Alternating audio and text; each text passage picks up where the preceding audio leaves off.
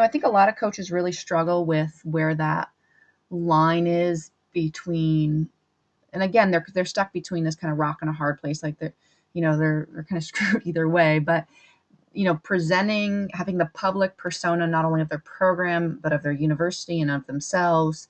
I mean, some of them don't want their athletes to have tattoos. Some of them, certainly don't want their athletes caught drinking on a Friday night. There's all sorts of, they have dress codes walking through the airport. Like, where's that line? And I'm sure this is sort of a longer conversation, but where's that line of letting someone be who they are, but sort of, and making sure that their performance is okay and that they're happy human beings, but then also sort of, this sounds sort of shallow, but protecting the brand, so to speak. Yeah, and I think that's certainly something that we're going to see more and more of, especially as programs and athletes themselves become brands. Mm-hmm. We've seen that a lot in recent years, and it's a real difficult line to walk. Wanting, in a sense, some conformity that goes with being a part of a team or being a part of a brand, but also allowing athletes and coaches to retain their individualism. And so I don't know that I exactly have a short and easy answer to that kind of question, because you are really stuck, But I think, again, if you can just come back to this idea of inclusion for all, and stop making it be about just sexual orientation, because that's not the only issue we're looking at. Mm-hmm. When we're talking about inclusion, we're talking about lots of different core aspects of people's identities that we're trying to incorporate to get the best out of our athletes, performance-wise, and for them to get the optimal experience. And I think if we can, keep reminding people about that and make that what our brand is really about, I think that we can maybe find, a good place that's kind of in between, that people will understand, the motivation behind being an inclusive, a diverse and inclusive space. And I think that if you can get it back to that base level of respect and inclusion, and make that your brand, then I think that there might be a way to kind of work with some of even the social and media based fears. Yeah. Yeah, I like that message. I think that's something that everybody can come back to, because it is nuanced, and you and I talked about this, but I think from a social perspective, I think there's a lot of us that kind of feel like it's 2013, like, get with the program. But you're talking about, sometimes conservative fans, conservative media, conservative schools, and as you said, coaches have, mortgages and job pressures, and they're trying to balance it all. So there is this sort of, it's a little bit more nuanced than that, and I like that, that you can kind of just keep bringing it back to respect. I like that message. Yeah, and then certainly, that's just it. Is as much as coaches love their athletes, coaching is still a job, and they still have lives to protect and families to protect. And so, it's definitely understandable that coaches feel uncertain about this, and that they, don't necessarily want to be out in front holding up a banner, changing the way things are in that loud and out there kind of way. I can understand that and sympathize with that. And certainly, my approach has always been to focus on meeting people where they're at. And, certainly with what I do, I could very easily say, as 2013, I shouldn't even have a job. Like, we should be past this. But that's not where everybody's at. Everybody's at a different place, and you've got to kind of assess, okay, where is this person at, and what can we do? We can, we'll take 1 inch at a time if that's what we need to do, and we go slowly.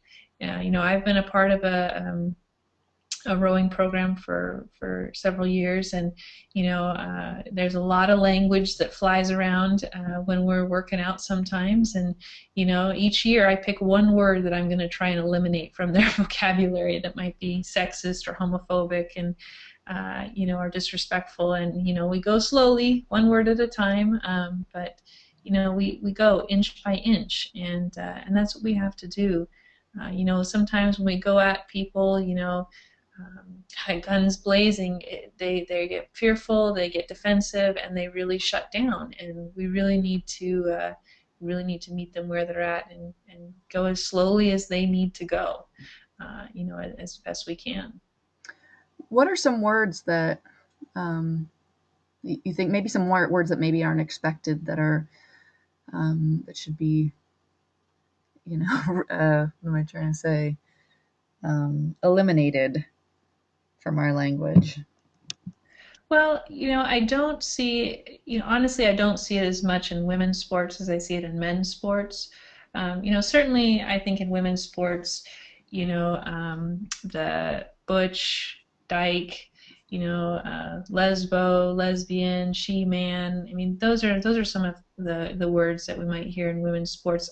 Interestingly, often used by men against women rather than women against other women. Although that's certainly something that happens as well.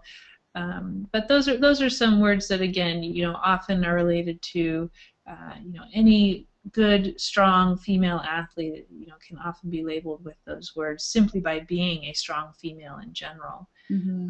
And of course, it's tricky because as student athletes, women are praised for, displaying what we would consider traditionally male characteristics, being independent and strong and athletic and focused and aggressive. And yet we praise them for those things and punish them with the language we use to describe them when they do display them. Yeah. So it's kind of tricky, in that respect. On the men's side, the list is a lot longer, and I've worked with a lot of male teams where, any male athlete who, kind of fails to live up to that's the standard male stereotype, is often going to be put down, is going to be called a sissy or a mama's boy or a fag or a faggot, a pussy, a bitch, all kinds of language that is used, and not just by male athletes against other male athletes, but by coaches against male athletes. Yeah, we certainly saw that. I was working, sorry? We certainly saw that recently, didn't we? Yes, and it comes up often, and it's really too bad. I was working with a group of young men, and we were doing an activity related to this. We were talking about different kinds of language, and a lot of these words were up on the board. And I said, this is the kind of language we just can't use these words. And the first guy to raise his hand, first thing out of his mouth was, "I don't understand why not. Coach uses them all the time." Jeez. And so, here I am thinking, okay, well, Coach is going to have his diversity session tomorrow. um, but it's a real tricky, because when those things are reinforced by coaches, it's difficult for the student athletes. First of all, it sets a certain tone for the culture, but it's also difficult for the student athletes to change that culture, because that becomes the way things are. And so if you're an athlete who's trying to get your teammates to stop using homophobic or sexist or even racist words, but your coach is using them all the time, it's a difficult road. Sure. So those are some of the things that we want to think about. And I've worked with coaches too who say, these are the words that motivate my athletes to be better. And I hate to be flip about it, but I say, well, if you want them to run faster, tell them to run faster. Don't impugn their maleness, their manhood, and a lot of these words that have to do with not measuring up as a man or a woman, actually the words are homophobic. So we kind of correlate this idea of not measuring up as a man or a woman with being homosexual. And gender and sexuality are two completely different things. Language is a real tricky one, especially in athletics, because it's much more prevalent in athletics than in other spheres of life.